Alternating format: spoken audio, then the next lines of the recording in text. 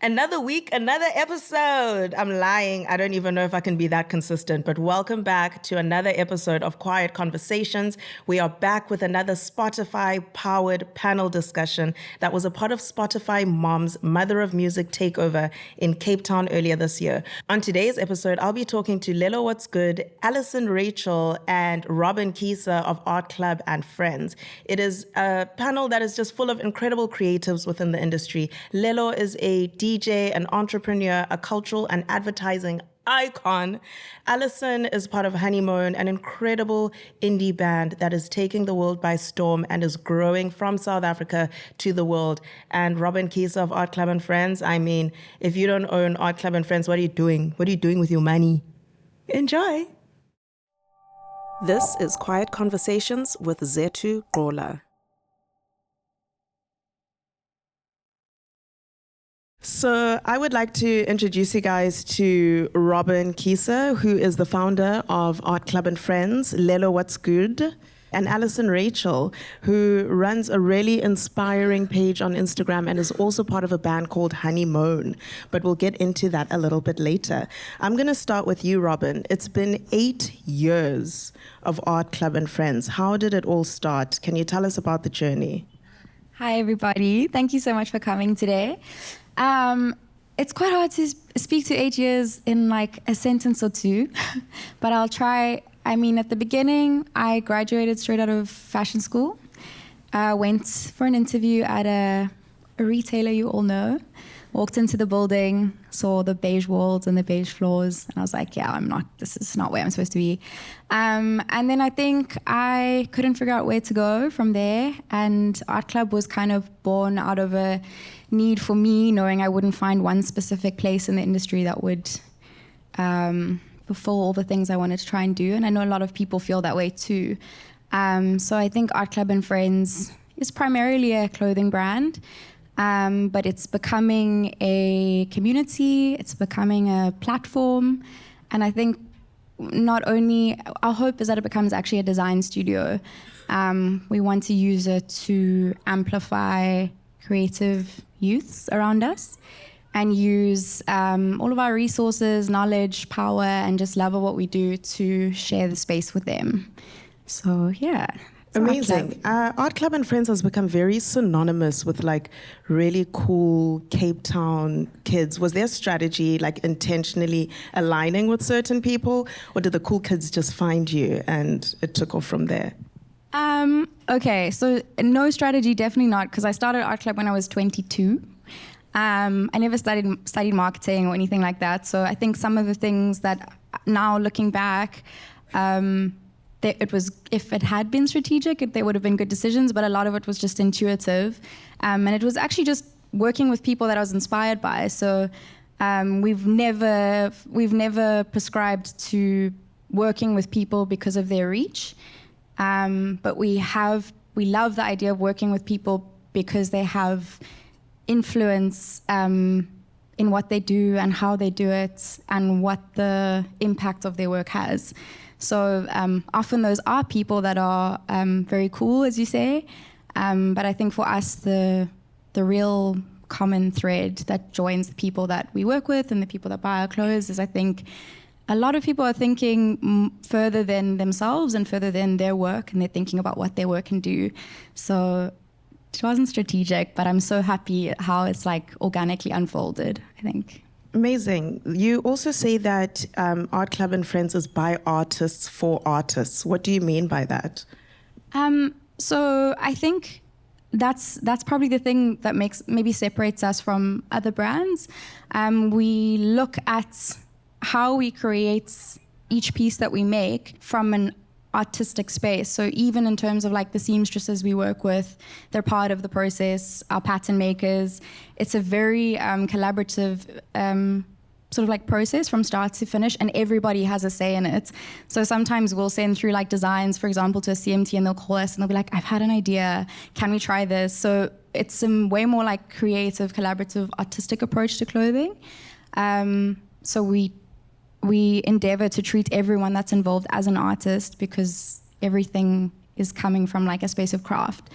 And then in terms of for artists, I think our community is made up of creatives from all around the world, and not only, when we say artists, we don't necessarily mean only fine artists.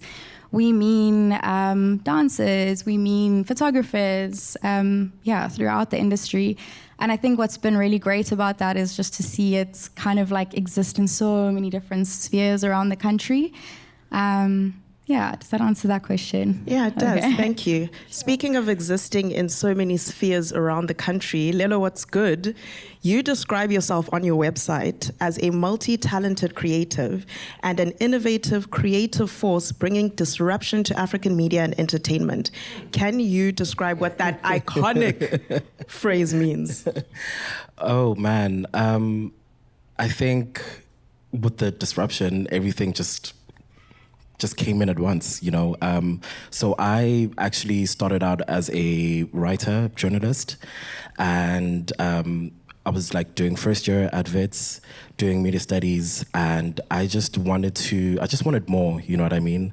I was really young, I was really eager and hungry, and I started applying for, just like internships around journalism, and luckily enough, I found a position at Black Nation Media, which was around Mill Park at that time, and I was like fresh, like 20, like just came out of high school, like, you know, I'm just figuring stuff out. But I knew that I was really good at writing. So that was the first thing that I did. And from that, I went into advertising. I got headhunted. They were like, hey, we like the way that you write. Do you want to, just join us and, see how it goes? So I interned there for about 3 months, and I started out as a social media manager and copywriter. And I was doing this while I was studying, mind you. So everything was just like happening so quick. Oh, wow. Yeah. So responsible for someone so in your early 20s. Right? Exactly. And the one thing led to the next. While I was writing, I was very interested in, just writing long form as well. And at that time, I had really close friends within the industry. So like Maneo Mohale, Zethu Gqola, who was part of Superbalist, The Way of Us at that time. And they hit me up, they're like, hey, we want you to start writing for us. And then I started writing for Superbalist. And then Maneo Mohale hit me up for Maiden Guardian. I started doing that. And things were just like happening all at once. And then I did New York Times at some point.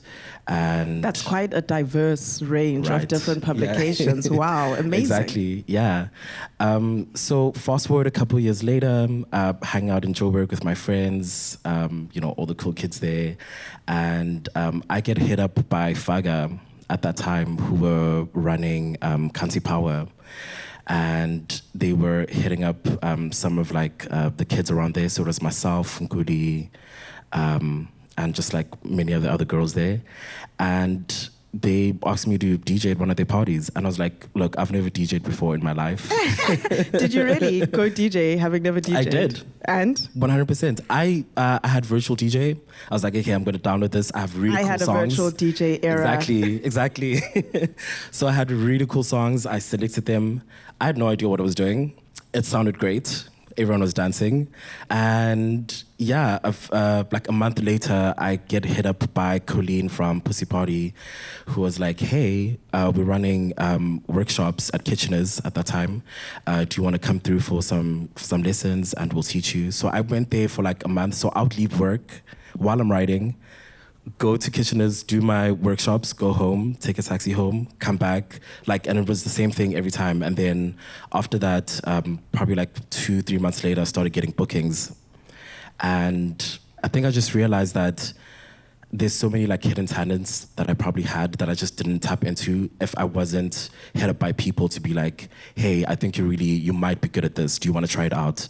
So yeah, I think that's what that phrase means. It's just like, how do you become so multidisciplinary as a creative? And it never hurts to just tap into your talents all the time. Absolutely. And a lot of people sometimes look at it as like career ADHD and that you shouldn't bounce between jobs. I 100% believe in bouncing between jobs, especially when you're young, and to try find a place for yourself and where you belong in the world. For some of you that don't know, Lelo also runs Vogue Nights in Joburg. That has become quite an incredible thing within society, I would say, in the entertainment space, an opportunity for people to have self-expression, to explore something new. How did it come about? Do you have partners you run Vogue Nights with? It is primarily me by myself, and I have a team as well. But yeah, Vogue Nights started in 2017. It was like towards the end of Pride Month.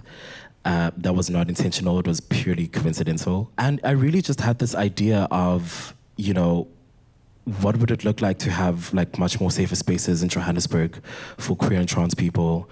And I think that at that time it was really important. I think while I was DJing, I had been seeing like a lot of discrimination towards, you know, queer people, femme bodies, and the way that people were treated simply for things like, you know, using the bathroom. You know what I mean? It's like, what are you doing here? It's just like stuff like that. So, and it was at that era where we just needed a space for ourselves to protect ourselves, number one. And I think we needed a space to also celebrate ourselves. And at that time, I was really fascinated by the ballroom scene in New York City and the things that were happening in Paris and Berlin and how they created spaces like that. And I just had this idea of just like, I think we need something like this. There's a gap, so I'm just gonna go for it. So I did it. And we did the first one in 2017, and it was really, really amazing. And I didn't know how to run an event, you know, so I just did it anyways. And I did get some help along the way. And, you know, it just became such a consistent thing. And I think building that community within Johannesburg and then expanding it to Cape Town as well was really amazing.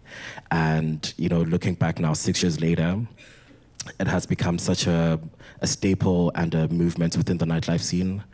And what I really wanted, the one goal for it was that we needed representation for queer people within the mainstream music space, within entertainment and music as well.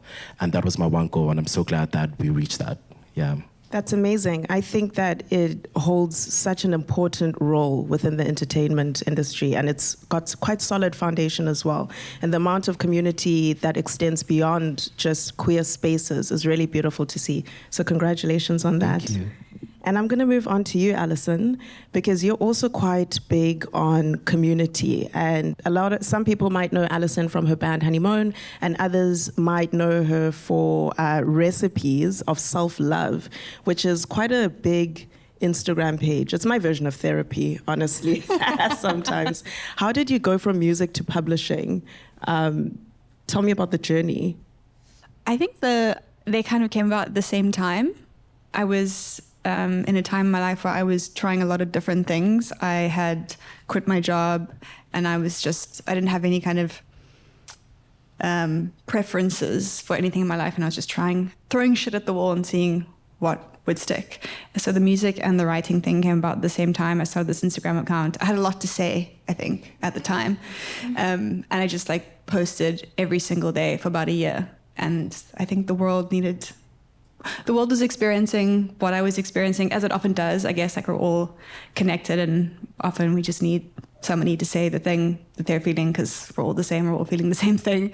And yeah, I guess like I was that person at that time. And then the music also kind of came about as a result of just having fun, really, and not having any expectations and just wanting to have a good time.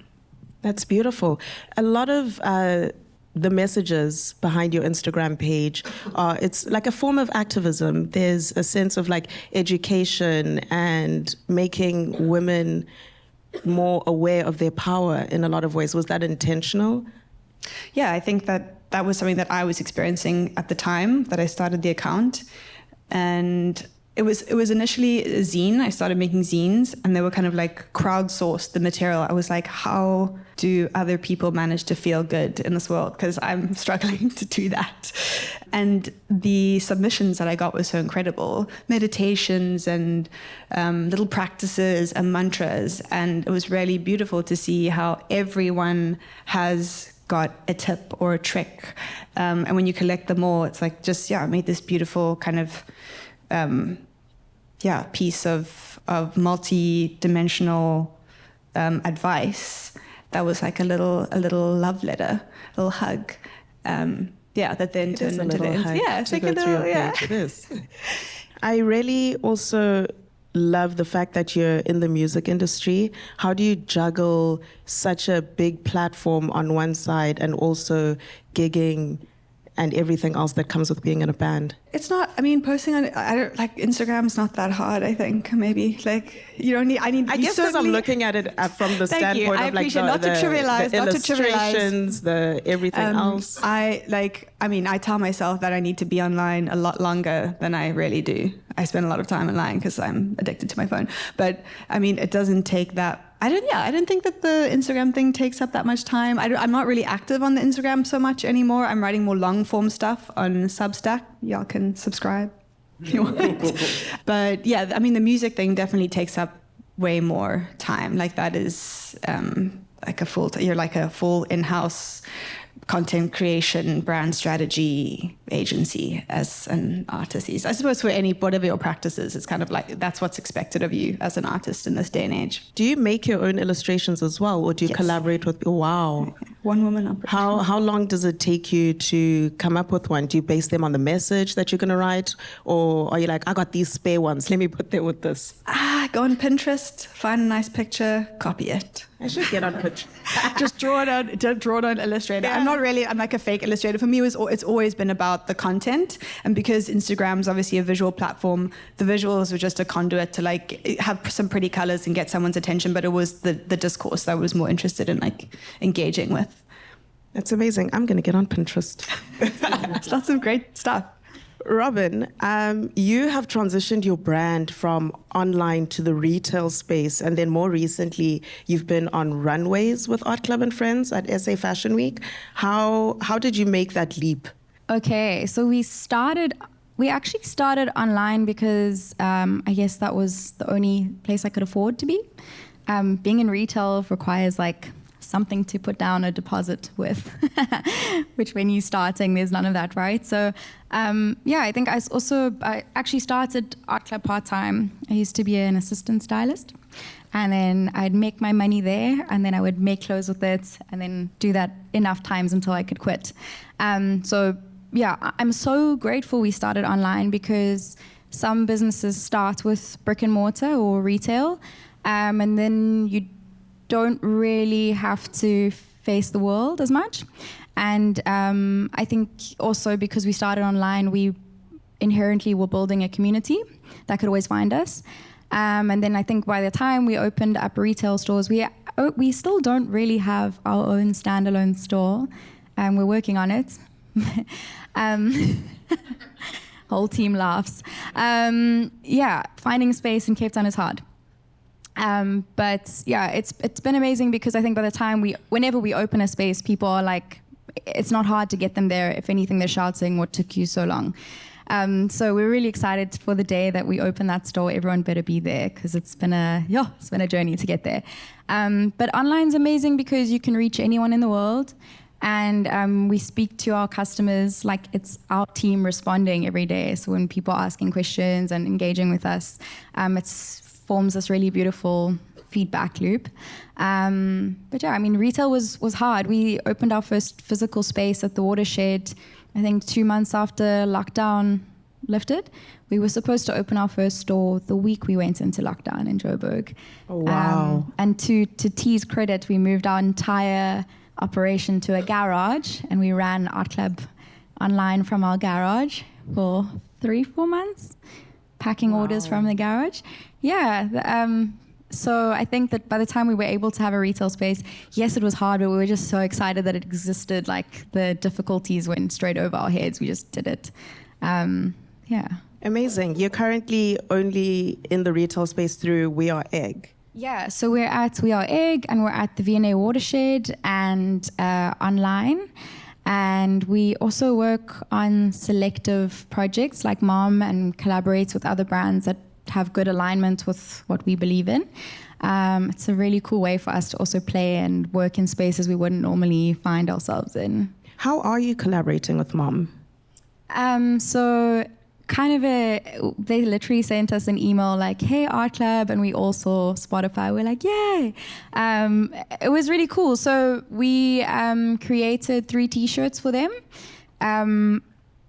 The best quality we can make, locally made, all of that goes straight into our manufacturing partners. And I think that's the other amazing thing about Art Club growing is, I think we counted the other day, it was, I estimate it's between 28 and 30 partners that we work with around the city that we're feeding all of these projects and pieces into. So it's really, each piece you buy from Art Club is like supporting a multitude of local businesses. And I think we're really proud of that. In terms of Spotify, we made the T-shirts in record time, I might say, and collaborated on the graphic design. You'll see the crew this weekend wearing the black T-shirts, and then we're gifting 2 other variations at 5 events over the weekend. 30 at each event, and they're for free. Oh, that's amazing. Yeah. Absolutely beautiful. Lelo, you were once the creative board member for the Jägermeister Night Embassy, and that was quite a long event series in Joburg. Yeah. How did you get in there? That's so random and so cool. It was so random. I was at the club. I was at third place. That's exactly how it happened. I just finished my set, and Bia was there. Bia is the experiential marketing manager at that time at Jägermeister. Now she's at Spotify. And we're just on the dance floor. She's like, hey, Lelo, how are you? I'm like, I'm good. She's like, okay, I've got this really cool thing happening. Do you want to join? I'm like, okay, cool. Just hit me up.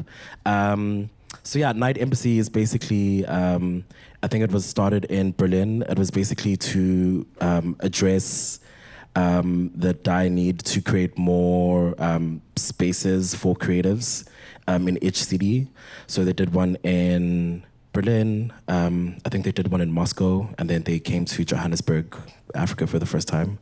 And it was a pretty big deal. And basically what that meant is, so we had 5 panel members, creative board members. It was myself, Yana from Yana and Gus.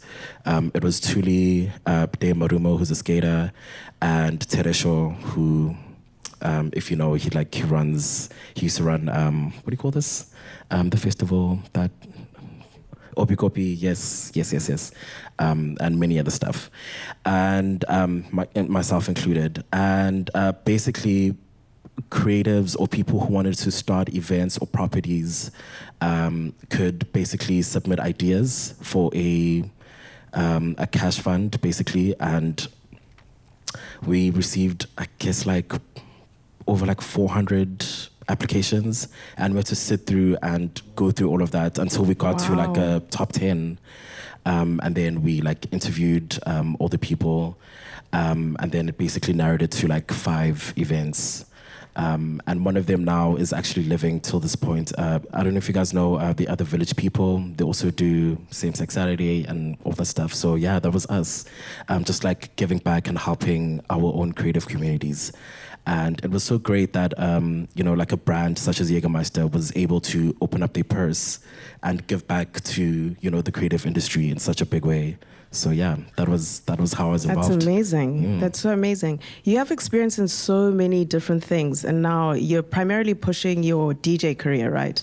Do you use your background in journalism, in the advertising space, and all of that to help advance yourself? Have you found it to be useful or a bit more challenging? 100%. Yeah, I think being in advertising as well really helped me and V&J to sort of how to pitch. I know exactly how to make a deck and a presentation. And now being in music as well and releasing music, I was able to do marketing strategies and, being able to sit with people from labels and, come to a whole realization of like what a rollout would look like. So in a lot of ways, like my writing has helped me in a very massive way. To be able to communicate as myself online and just like presenting myself to the world. Yeah. You're essentially like a corporation in Basically, human form. yes, exactly. Alison, you also previously worked in advertising. Have you found that to be positive towards some of your creative pursuits? Yeah, I think definitely. I would agree. I think learning kind of the fundamentals of branding and marketing and strategy and this kind of stuff is really helpful. I'm really interested in kind of unlearning a lot of that stuff as well, because I think there's a lot of bullshit that also comes along with that, and a lot of like soulless nonsense. Absolutely. So yeah, I think it's interesting to straddle the lines of being like a strategist on the one hand, which is my background, and then like an artist where you kind of just want to throw the rule book out and be like, I don't know, do something that's weirder or less marketable sometimes, probably not very good for the brand, but like more fun and maybe more honest. Yeah, your people will find you. Yeah, with your honesty and your I think so. transparency, the people who enjoy your craft will gravitate towards you in one way or another. Yeah. Amazing. Guys, I'm going to open up the floor for some questions. Hi, everybody. It's such an honor to like be in your presence. Thanks for hosting this, Spotify. Shout out to Zethu. Thank you. Lelowhatsgood. I'm so surprised with everything you spoke about. Started with like, you said I was asked to DJ and then I didn't know how and I said yes. And I asked to do an event and I never did an event, but I said yes. Like, how do you get yourself, obviously like we're all human and we all have that like imposter syndrome thing, but how did you get yourself to actually go for it? Yeah, I think I was delusional. That's the main thing. And it worked out for me. I think just stay crazy. I know it sounds so like, but literally like living in delusion, thinking that you can do something, you actually can. Yeah, that's actually the honest truth. My entire career is built on delusion. Just like Lelo, I used to, backstory. So I went to varsity to study journalism and I found journalism so boring and I was so delusional. I believed I was a better writer and if I quit school right now, I can go and do journalism. And then I applied for a journalism internship and somehow I got it. And after years of working in the magazine industry, I got bored of fashion journalism because at the time I was working at Glamour and I really wanted to enter the music industry, but more on the business side or on the background of it. And I figured, hey, I'm a journalist. I am PR. Maybe I can try find a job in PR. And then I once saw an ad by Seed Experiences, who were the original founders of Rocking the Daisies, and they were looking for a PR coordinator.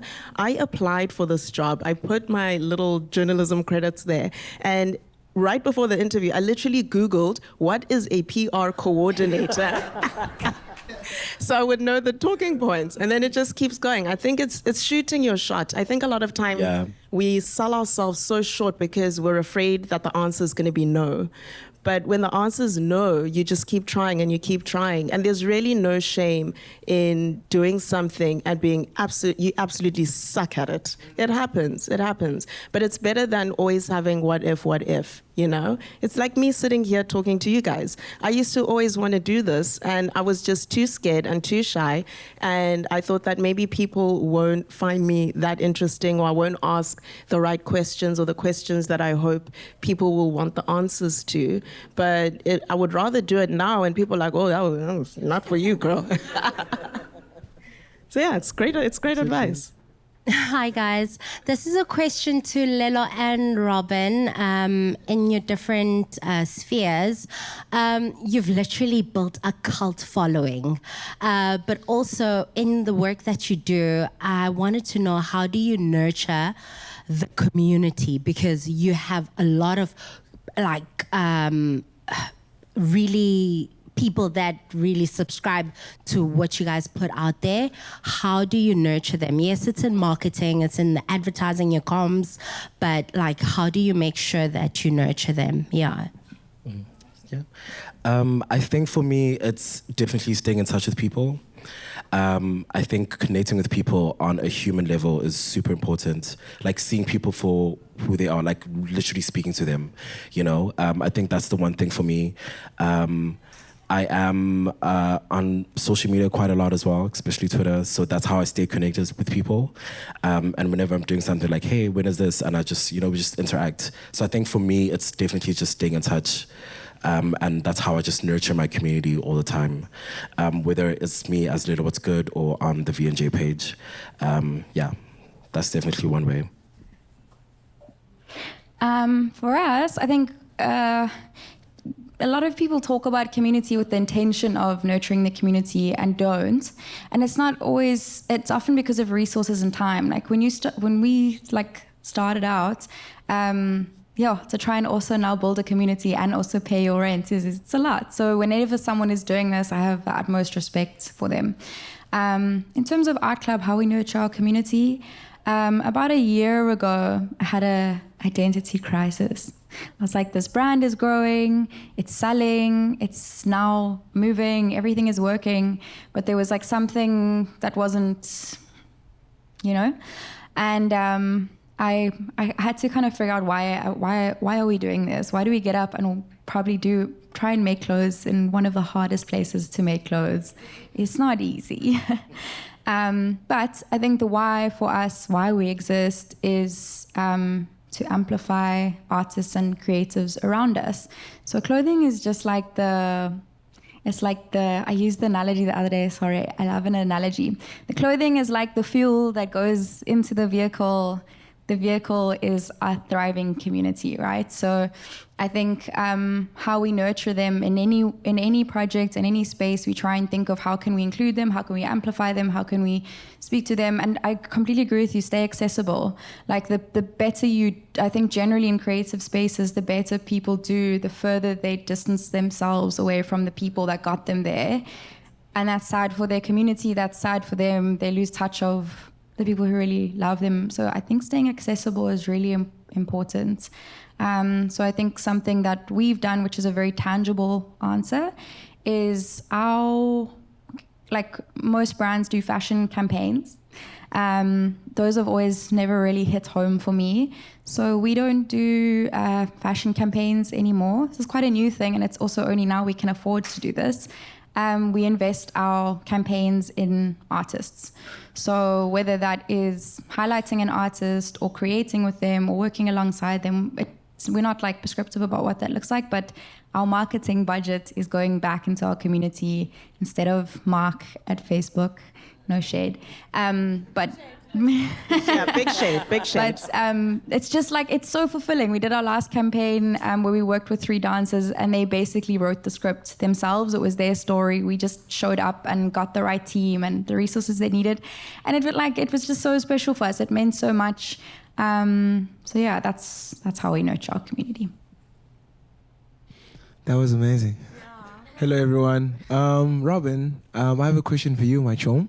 Hi, Michael. It's 2 parts for me. The first one being, you originally from Johannesburg, and you came to Cape Town and made this beautiful brainchild of yours that's called Art Club. It's also became the cornerstone of the city. I want to know, the first question is, did you ever succumb to the pressures of moving to Joburg, as Joburg is this cosmopolitan place, the New York of Africa? And the second question is, what is your sort of view of this idea of selling out as building an idea to a point and being approached by a big corporation that wants to buy in? I want to know where your head's at with that. I knew you were going to ask me a tough question. Okay, so the first question was about Joburg. Why did I choose to stay here? Did I ever think about going back? I'll never forget I was so broke at one stage, and I flew to Joburg to go work on shoots with Ricky. And I had a bag full of samples, not even good samples. Like I said, like when you start out, the work is bad, in the beginning. And on set, I remember I was so worried about how I was going to pay for the weights going back home because my bag was overweight.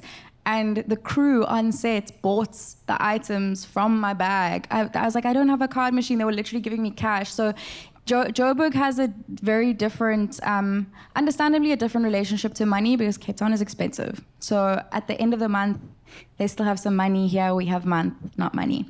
So that's it. That honestly, at one point I was like, my rent is going to be less. I'm going to make more money. There's so many more customers there. But I will say, and I have love for both cities. I couldn't actually choose one over the other. I feel like Cape Town in the last, especially post-COVID, we all have had to rally together to survive. You won't believe how positively local brands speak about each other.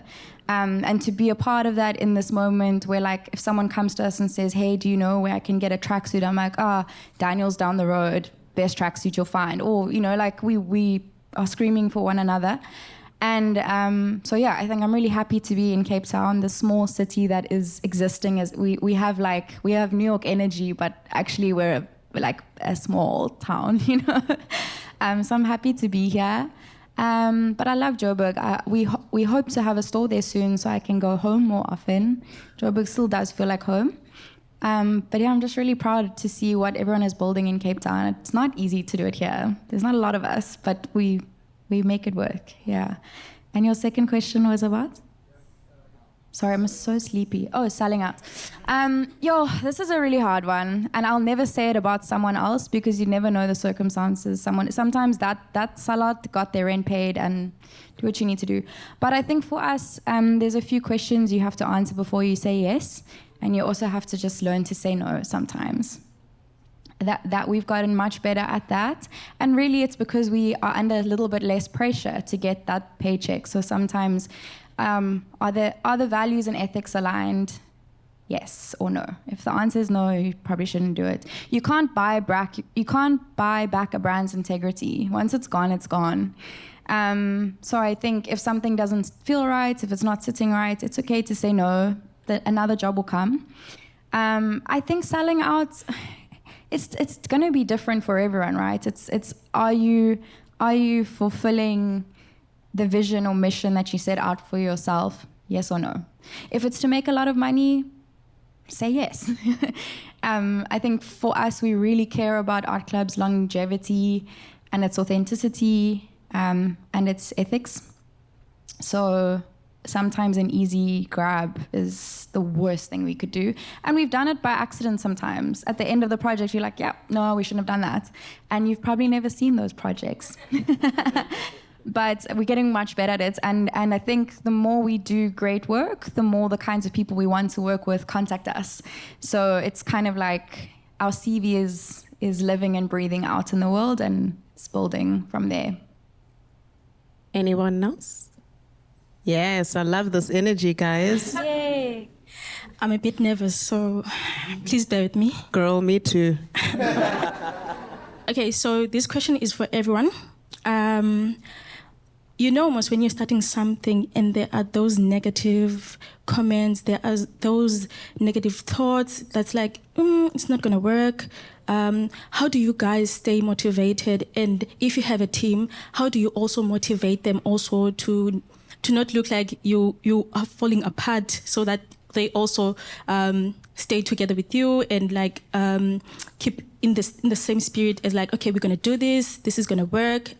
So how do you guys stay motivated, like in the beginning of your journeys, so that people here who, like me, want to start something, and there are those negative thoughts, or there are those negative people who are like, no, just sit down, girl. Sit down. Alison, can I start with you to answer that question? Because I also think you're in quite a challenging industry that speaks to some of the questions. Yeah, for sure. I think delusion for sure is a vital element of being an artist in this world. I think you just have to trust your vision, and if it's powerful enough, it will propel you forward. I think that also, like, giving space to those fears and like cuddling yourself, because that's obviously a natural part of being human, and repressing those isn't always helpful. Like, they're always going to be there, and trying to find a way to cultivate a relationship with that aspect of yourself is maybe more sustainable, because there are always going to be those thoughts, no matter where you are, whatever the phases you are in your journey. So find a practice, whatever that is for you, to like make space for that. I think also not everyone in the world is a good person as much as we would love for that. So some people do find joy in bringing people down or challenging you to make you question yourself and why you started doing something and why you should continue doing something. So I think there's negative and positive criticism, but there's also, you know, looking for healthy spaces for feedback, because sometimes people deliver the message wrong or sometimes they have bad intentions. But I think it's really important to just trust what you believe that you're doing. And sometimes you can see when someone's just a hater. Yeah. So the first thing is, I called that, I guess there's different terms for it, but imposter syndrome. So there's moments when you're like, I can do it, I can't do it, I'm terrible. And then you like panic. But I don't actually have an answer for it. I still deal with that. It gets better in certain areas as I get better at certain things. But someone once said to me that you're likely to fail. But if you don't try, you cannot succeed. So like trying anything creatively, you will run the risk of failing. Whether you're the best or the worst, there's always a chance. But if you don't do it, there's 100% chance you will not succeed. So even if you're not good at something, you have a better chance of succeeding at it if you try. And that kind of takes the pressure off. And also acknowledging and being okay with the fact that people will see your work at some point that isn't your best. Because we cannot thrive and succeed every day of our lives. There'll be periods of learning, periods of slowing down, periods of unlearning. Like I honestly think there were probably 3 or 4 years of my journey where I was just trying to take in information. I wasn't actually doing well. I was just trying different things and failing at them and then fixing them a little bit. And those are quite so I can relate to that feeling of like, am I wasting my time here for a long time? And then, like you said, surrounding yourself with people who will speak truth to you is really helpful. So whether it's positive or negative, they'll point you in the right direction.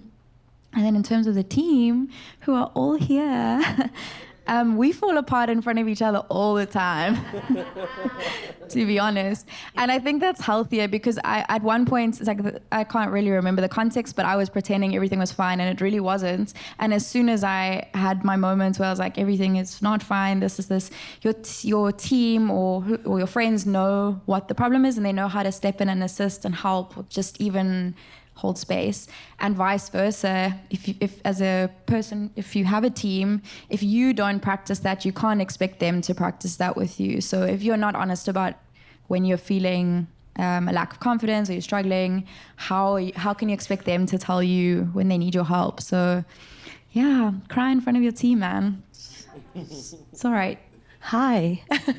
Thank you so much, guys. I have a question. How you navigate time management? Because like 9 to 5 is so easy because you can close your laptop, leave, but you wake up in the morning, you have sound check, but you like maybe went to bed at 3 because there was an important party you had to attend. And like how you navigate like this, there's no work-life balance, but you need time to charge, to rest. So what helps you? I came from the music festival industry where there are blurred lines, especially also when you work with international artists as well in different time zones. I used to struggle so much with time management that my entire day became a work day. But until I put down a firm boundary and stuck to a time when the laptop is closed and the laptop comes on, I became better at rearranging my day. I think making yourself not so accessible to people out of the guilt that you're letting someone down or something is really a deadline. If someone's telling you need to do this by tomorrow, they should have not told you to do this by tomorrow today. Boundaries. Yeah. Yeah, Lelo? I absolutely agree with you. I struggled with it quite a lot when I started out in my career. It was not easy, especially because I was working that 9 to 5 in advertising, and then I was doing so many other things after that. It was really such a struggle. But I managed to get better at it exactly for that. You know, I set out boundaries to people and be like, hey, I'm just not going to be available after 7 p.m. I just want to go home, sleep, and then I'll catch you tomorrow. And yeah, you'll find that sometimes it's not the end of the world. Like, people will be fine. It's okay to say no to people not calling you or texting you or sending that email. Yeah, so that's how I've just managed now as well. My favorite thing once was Danilo. Danilo had obviously had enough of people contacting him after work hours. He turned his phone number, like his personal number, into a business line and set an out-of-office message that you would get if you dared to message him after a certain time. That was a good move. I'm gonna adopt that one. Hi everyone. So question from me is, how do you, and it's for everybody, how do you separate your personal brand from the business, in the sense that when do you choose to associate your personal brand with the business, and when do you sort of choose not to, sort of in obviously the goals to be a lucrative business eventually? I think for me, separating the brand from Ulelo is, it happens quite often actually.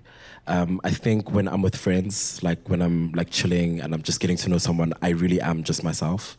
And I think when I am on stage or doing something or, online or whatever, that's when the brand happens. But more times than often, I really am just, the person, and it just works out for me better. I just don't have to switch on this persona all the time. You know what I mean? Yeah. I think for me, when I started, I really struggled with this. It's really fun when you're getting positive feedback, because you're like, I am this thing that's working, but you're not. And then when there's negative feedback, you take it on in your soul, when really, someone once said to me, your business could close tomorrow, then who are you? Yeah. And it was a really, really important question, because especially young creatives they embody their dream, they embody their business, their brand, their band, whatever the medium is, sometimes to their own detriment. So they won't even notice when they're ill, or they won't even notice when they're not eating, because the brand comes first at any cost. I'm sure everyone's experienced that. And I think you kind of have to go past the line to see, okay, cool, burnout is next to impossible to fix or heal or whatever. So the separating of the brand, I think it's imperative, because at the end of the day, it's an entity, it's a business, it pays tax. It's not who you are. And also, I'm so grateful Artclub was not called Robyn Keyser Designs, because there might be a day where I'm no longer available for it, or I choose to choose what I want to do in my life, and it can exist as an entity without me. It's being built as its own space, and it has its own attributes. I would encourage that, but it is hard if it's not necessarily my face, whereas I think for certain people, your face is attached to it, and that's really hard. But I also think as a creative community, we're getting better at giving people their space. So if you see a DJ having lunch with their mom, let them be, I think all of us are learning that that's actually really important, that respect for artists, to let them have lives too, is really important. For me, it's such my art as a musician is such a personal thing. So it is, the lines do get really blurred. And I think that in many ways, for me, writing songs is like an act of service. It's like being a vessel and serving the world the best way that I can. And in that sense, it's just checking in with your personal energy levels. How much do you have to give? How much do you need to keep for yourself? So I guess it's different for everyone, where that line is. But you kind of feel it intuitively, I think. I also think it's quite closely linked to when you have a great job title, for example. This has happened to me before, where you work hard at something really, really hard, and your job defines who you are, and you become known for doing that job at that company. And then when that job at that company doesn't go well or something bad happens to the company, you feel bad. Like your self-worth starts to now be measured by an external entity. So that separation is so, so important to kind of work on, because if that brand is down, you still have to be okay enough to pick yourself up to either try again or try something else. This is our last question. Maybe a quick one. Thank you for your insight, all of you. It's been really interesting. My question is for Alison. I find there is a tendency for South African artists to become celebrated once they achieve success elsewhere. I was curious if you have experienced that. And also, what is the experience of like being a South African musician, living and touring internationally? I think my project has not really it's kind of like a homeless project. It feels a bit like, because the music that we play like doesn't have a huge market here, which is cool, and like building a new market in a foreign place. I'm based in the UK. My band's based in the UK.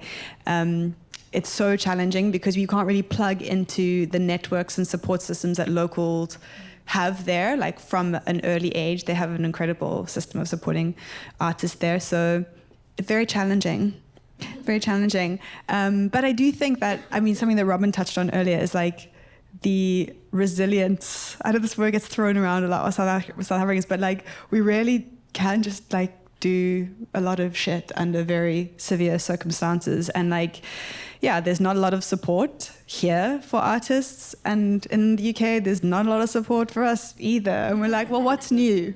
Like, we're gonna do what we're gonna do either way. And yeah, so you do cultivate a real sense of an inner strength, I guess. Not to like romanticize the struggle, but yeah, I think it's definitely made us more like we trust our own vision. And we don't rely on other people for stuff, although it would be nice to have some help sometimes. Alison, Robyn, Lelo, thank you so much for joining us today and agreeing to this. It was so great to meet all of you. And I want to thank all of you guys for taking your time out of your day to spend it here with us. I hope that today was meaningful. I hope you enjoyed it. I also want to thank Spotify Africa and Spotify Podcasts. Thank you.